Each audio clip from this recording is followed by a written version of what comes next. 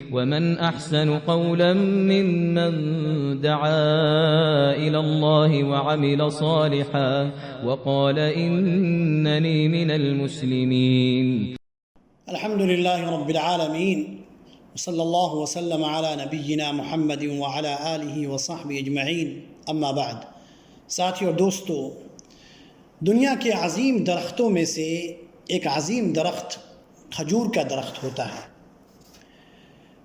اس کا جو پھل ہے، کھجور کے درخت کا جو پھل ہوتا ہے جس کو ہم کھجور کہتے ہیں، یہ اپنی مٹھاس اور اپنی غذائی قوت کی بنا پر پوری دنیا میں جانا اور پہچانا جاتا ہے. اس وقت سعودی عرب میں چونکہ سخت گرمی ہے بعض علاقوں میں، اور ان علاقوں میں یہ گرمی کی شدت ہوتی ہے جہاں پر کھجور کے درخت زیادہ ہوتے ہیں، اور یہ بڑا ہی مبارک درخت ہے جس کی مثال قرآن مجید میں پیش کی گئی ہے. ترمذی شریف کی روایت ہے، انس بن مالک رضی اللہ عنہ کے پاس کھجور سے بھری ہوئی ایک ٹوکری لائی گئی، رطب تازہ کھجور بالکل. انہوں نے اپنے ساتھی سے کہا، ابو العالیہ سے، کہ یہ وہ درخت کا پھل ہے جس کا ذکر اللہ سبحانہ وتعالی نے قرآن مجید میں کیا ہے. اس درخت سے اس پھل کو تناول فرمائیے. چنانچہ اللہ سبحانہ وتعالی نے اس درخت کا ذکر کیا ہے سورہ ابراہیم آیت نمبر 24-25 میں.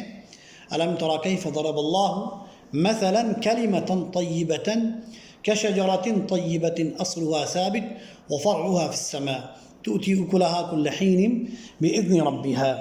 اس آیت کا ترجمہ ہے کہ آپ نے نہیں دیکھا کہ اللہ تعالیٰ نے پاکیزہ بات، کلمہ طیبہ یعنی پاکیزہ بات یعنی کلمہ لا الہ الا اللہ کی مثال کس طرح بیان فرمائی ہے، مثل ایک پاکیزہ درخت کے جس کی جڑ مضبوط ہے اور جس کی ٹہنیاں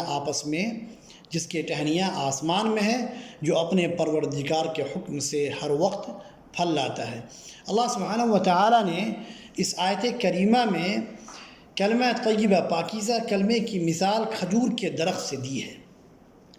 چنانچہ حدیث میں آتا ہے، عبداللہ بن عمر رضی اللہ عنہ کی روایت ہے، صحیحین بخاری مسلم کی روایت ہے. عبداللہ بن عمر اس کے راوی ہیں. وہ کہتے ہیں کہ اللہ کے رسول نے ایک مرتبہ اپنے اصحاب سے کہا کہ مجھے ایک ایسے درخت کے بارے میں بتاؤ جس کی مثال دی گئی ہے جو مومن کے مشابہ ہے.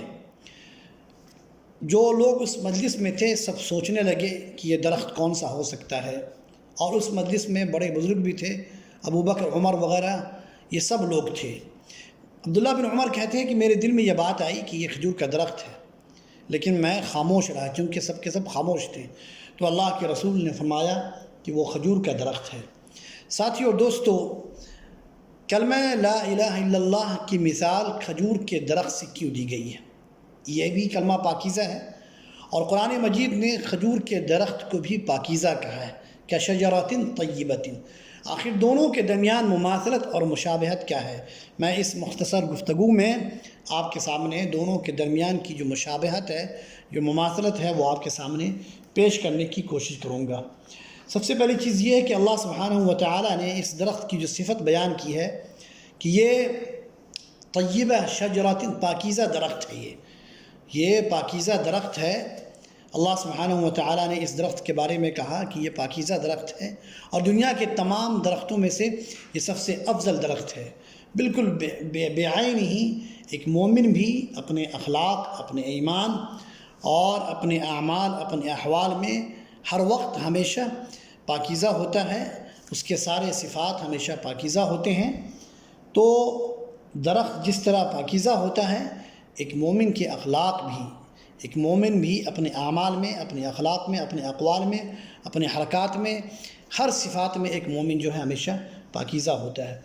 دوسری چیز جو مومن اور درخت کے درمیان جو مشابہت ہے وہ یہ کہ اس درخت کی جو جڑ ہوتی ہے وہ بڑی مضبوط ہوتی ہے، اور درخت جتنا قدیم ہوتا ہے اتنی ہی اس کی عظمت بڑھ جاتی ہے، اتنی ہی اس کی جڑ مضبوط ہوتی ہے.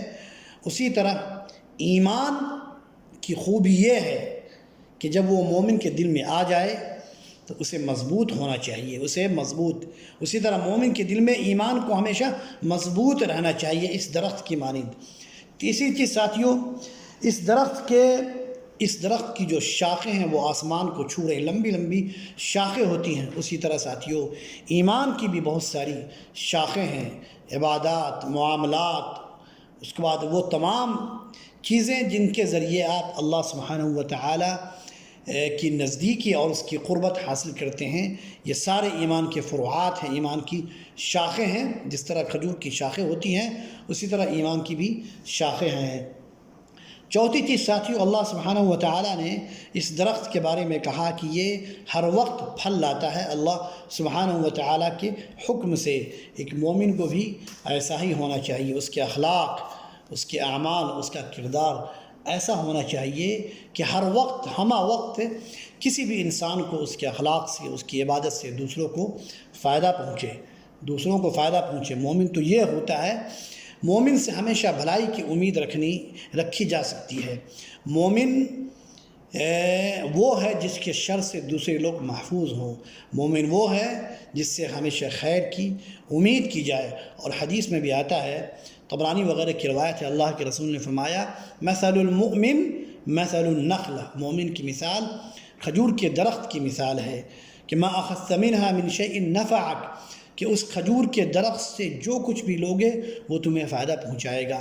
بعینہ ہی مومن کے اخلاق، مومن کا جو کردار ہوتا ہے، مومن کے جو اعمال ہوتے ہیں، مومن کے جو اقوال ہوتے ہیں، اس کے جو صفات ہوتے ہیں، ایسے ہونی چاہیے جس سے ہر وقت بر وقت ہمیشہ دوسروں کو فائدہ پہنچتا رہے. ایک چیز اور بھی ہے ساتھیوں، جس طرح کھجور کے درخت کو پانی، اس کو زندہ رکھنے کے لیے پانی کی ضرورت پڑتی ہے، اگر پانی نہ دیا جائے تو کھجور کا درخت مر جائے گا. اسی طرح مومن کو اپنے اعمال کو بچانے کے لیے، اپنے ایمان کو دل میں راسخ کرنے کے لیے، اسے محفوظ کرنے کے لیے، اسے زندہ رکھنے کے لیے وحی کے پانی کی ضرورت پڑتی ہے، قرآن و حدیث کی ضرورت پڑتی ہے. قرآن و حدیث کے ذریعے اس کے بتائے ہوئے جو اصول ہیں، جب تک کہ ان کے ذریعے مومن اپنے ایمان کو سیراب نہیں کرے گا، اس وقت تک اس کے دل میں اس کا ایمان زندہ نہیں رہے گا. تو جس طرح کھجور کے درخت کو پانی کی ضرورت پڑتی ہے، اسی طرح مومن کے ایمان کو اس کے دل میں مضبوط ہونے کے لیے قرآن مجید اور اللہ کے رسول کی جو سیرت ہے اس کی ضرورت پڑتی ہے. اللہ سبحانہ و تعالیٰ سے دعا ہے کہ اللہ ہم سب کو قرآن مجید میں جس پاکیزہ کلمے کی کھجور کے درخت سے مثال دی گئی ہے، اور کھجور کے درختوں کے اندر جو صفات ہیں، اپنے ایمان کے اندر بھی اللہ سبحانہ و تعالی ان صفات کو اپنانے کی اور ایمان کے اندر پیدا کرنے کی اللہ ہم سب کو توفیق عطا فرمائے. وآخر دعوانا الحمد للہ رب العالمین، وصلی اللہ وسلم علی نبینا محمد وعلی آلہ وصحبہ اجمعین.